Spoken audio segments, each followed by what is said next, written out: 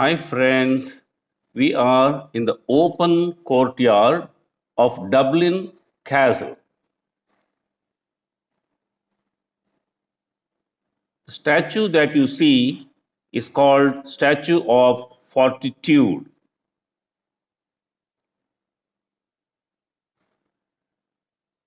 Statue of Fortitude.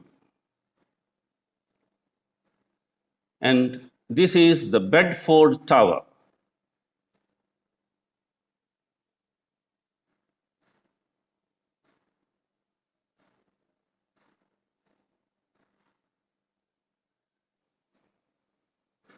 This is Justice Statue. The castle was originally developed as a medieval fortress under the orders of King John of England. It had four corner towers linked by high curtain walls and was built around a large central enclosure. It remained largely intact until April 1684, when a major fire caused severe damage to much of the building. Despite the extent of the fire, parts of the medieval structure survived. Record Tower, dating back to circa 1226 at Dublin Castle, is one of the few remnants of the original castle structure that remains till date. Here is our castle guide who is calling our attention and exchanges a few words with our tour manager, Mr. Ashwin Hebbar.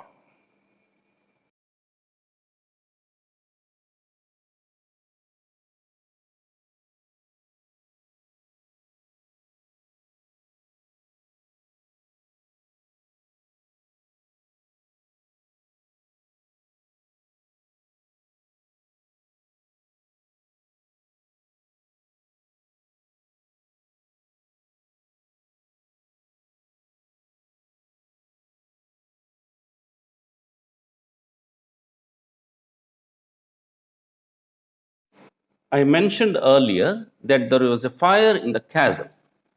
Following the fire, a campaign of rebuilding in the late 17th and 18th centuries saw the castle transformed from a medieval bastion into a Georgian palace. The new building included a suite of grand reception rooms known as the state apartments. These palatial spaces accommodated the viceroy and were the focus of great state occasions. On 16th January 1922, the last ever Viceroy of Ireland handed Dublin Castle over to Michael Collins and the government of the newly independent Irish state. St. Patrick's Hall is the grandest room of the state apartments and contains one of the most important decorative interiors in Ireland. When a president of Ireland dies in office, it is here that he or she lies in state. Throne room contains a throne built for the visit of King George IV to Ireland in 1821. Dublin Castle is located just a few blocks west, about a 10-minute walk of Trinity College, and is open to the public daily from 9:45 a.m. to 5:15 p.m. Over the centuries, the VIP guests who have been entertained at Dublin Castle included Benjamin Franklin, Duke of Wellington, Daniel O'Connell, Queen Victoria, Countess Markievicz, Princess Grace of Monaco, John F. Kennedy, Charles de Gaulle, Nelson Mandela, and Queen Elizabeth II. Now, the castle has a very strong association with Irish literature, so two writers in particular, firstly Jonathan Swift. Swift turned up here in the year 1745. He was a permanent guest of the Viceroy. The Viceroy's name at the time was Lord Chesterfield. Chesterfield was very self-assured. He used to walk around Dublin by himself in the evenings. Very famous by the time he came to stay here in the castle. Again, as a guest of the Viceroy, they could have, people to stay if they found it interesting or whatever. The next writer who turned up here was William Makepeace Thackeray, who was there. He stayed during his travels around Ireland. This was the middle of the 18th century. And he wrote a book about it entitled The Irish Sketchbook, which is sometimes referred to as the Sketchbook.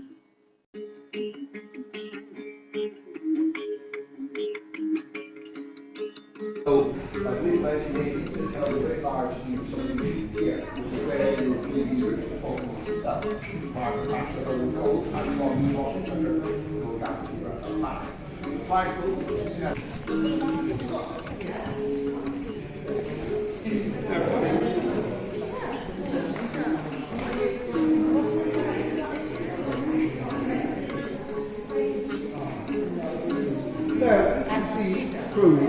from.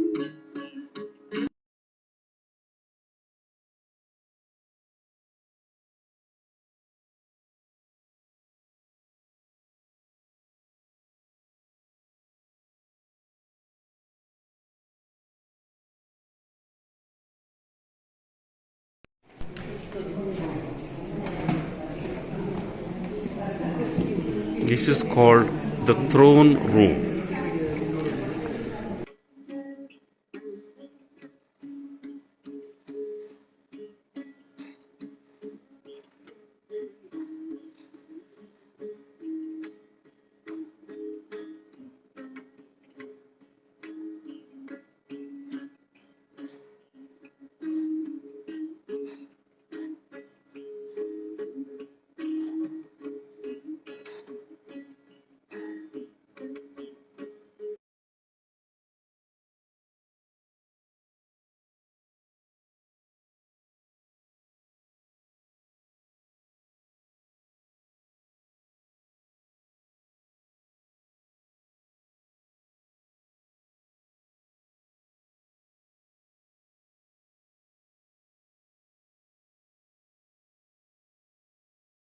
Centuries, the coronation of King George III of England, today he sits upon the throne.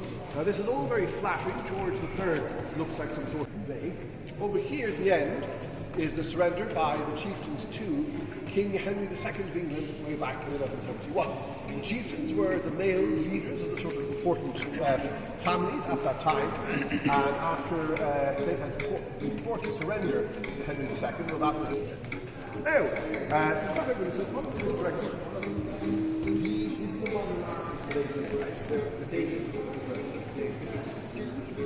just a moment. These are the two statues I meant to talk about a little further that we would have seen upstairs. The statue here, Fortitude, again by the fella called Van Noyes the Younger, appears to be quite proud and confident with his lion and spear. Directly across is Justice, and usually she's not blind, and by definition she's meant to be so. The sword which she's holding is held kind of very casually like so. It's not out straight as you'd see above the Old Bailey in London, a very famous law court. They're also quite quick to point out that she's got her back to the wider population of Dublin there beyond the gates outside, so people inferred from this she's passing judgment to those here in the castle. The main issue that everyone had was the scales, because they used to fill up with rainwater.